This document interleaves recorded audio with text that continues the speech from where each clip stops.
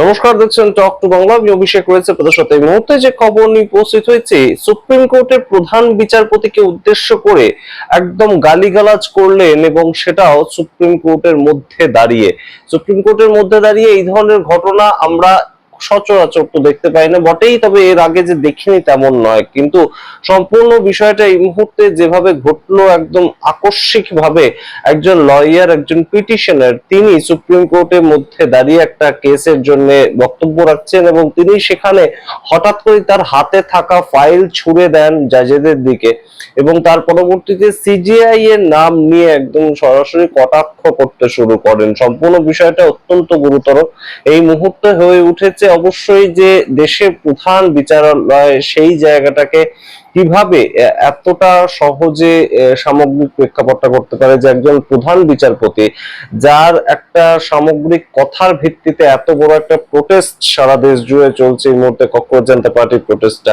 তো সেই বিচারপতিকে কিভাবে, যিনি সর্বোচ্চ ন্যায়ালয়ের সর্বোচ্চ প্রধান বিচারপতি, তাকে কিভাবে গালিগালাজ করতে পারেন একজন লয়ার, একজন আইনজীবী, সেটা কিন্তু অবশ্যই এই মুহূর্তে প্রশ্ন উঠছে। এবং অবশ্যই সম্পূর্ণ বিষয়টা আপনাদের সামনে রাখবো। একদম সুপ্রিম কোর্টে কেস চলাকালীন একজন আইনজীবী এই ব্যবহার করেছেন, সেটা নিয়ে কিন্তু ইতিমধ্যেই শোরগোল পড়েছে, এবং অবশ্যই ভিডিওটা আপনাদেরকে দেখাবো। আপনারা দেখতে থাকুন শেষ অবধি। তার আগে অবশ্যই টক টু বাংলা ইউটিউব চ্যানেলটিকে সাবস্ক্রাইব করে দিন, ভিডিও দেখুন শেষ অবধি, স্কিপ না করে। আপনাদেরকে জানাই যে লখনৌ এর এসিপি, তার উপর ক্ষোভ ছিল, এবং যিনি পিটিশন করেছিলেন তিনি নিজেই লয়ার হিসেবে অ্যাপিয়ার করেছেন, এবং সেই ক্ষেত্রে তিনি হঠাৎ বলে ওঠেন যে আমি আপনাদেরকে অর্ডার করছি যে আপনারা এই মুহূর্তে অর্ডার দিন যাতে লখনৌয়ের যে এসিপি তার এগেইনস্টে এফআইআর করা হয়।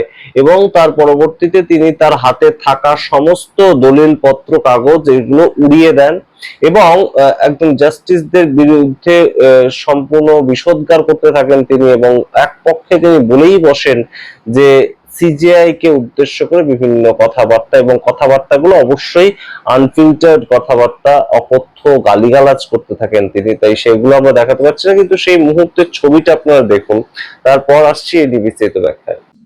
Yes. Prabal Pratap. Yes. Mr. Judicial Servant, I order you to order the registration of FIR against ACP Vikasnagar Lucknow and Duplex Technologies. You're ordering us. And the Sovereign and Duplex Technology Services for running cybercrime syndicate in across the country. That's all from my side. Everything is on record in 155 pages of the file, and that's all from my side. And these are few papers I have. So at this point, ये दे देना CGI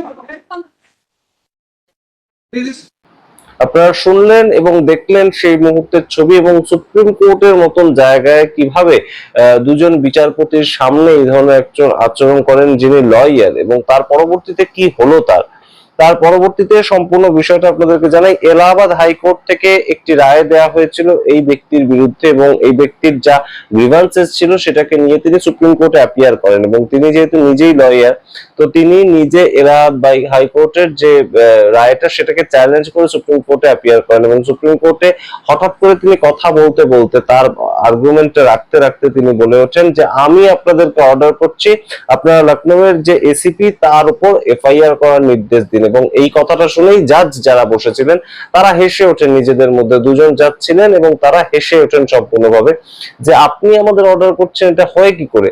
তো সেই জায়গা থেকেই এই ব্যক্তি আরো নিজের উপর কন্ট্রোল হারিয়ে ফেলে, এবং সেই জায়গা থেকে তিনি সম্পূর্ণ কাগজপত্র ছুড়ে দেয়, যেটা আপনারা দেখছেন। এবং সেই কাগজপত্র ছুড়ে দেওয়ার যে বিষয়টা, তার পরবর্তীতে এক ব্যক্তি এসে তাকে ধরে ফেলেন, এবং তিনি সিকিউরিটির জায়গায় ছিলেন, তো তিনি সঙ্গে সঙ্গে এসে তাকে ধরে ফেলেন। কিন্তু তৎকালীন সময়েও তিনি সম্পূর্ণভাবে কিন্তু সিজিআই এর নাম নিয়ে গালিগালাজ করতে থাকেন। এবং আপনারা বোঝার চেষ্টা করুন যে সুপ্রিম কোর্টের মতন একটা জায়গা, যেখানে দেশের সর্বোচ্চ ন্যায়ের জন্য মানুষ অপেক্ষা করে থাকেন, সেইখানে বসে থাকা বিভিন্ন একদম আইনজীবীরা ছিলেন, তারা অন্যান্য মামলা নিয়েছিলেন, বরিষ্ঠ আইনজীবীরাও ছিলেন, তাদের সামনে এই ধরনের একটা ব্যবহার করা এবং কোর্টের সময় নষ্ট করা, সেটা নিয়ে কিন্তু দেশের আইনমন্ত্রী থেকে শুরু করে সুপ্রিম কোর্ট তারা কেউ কিচ্ছু বলেনি।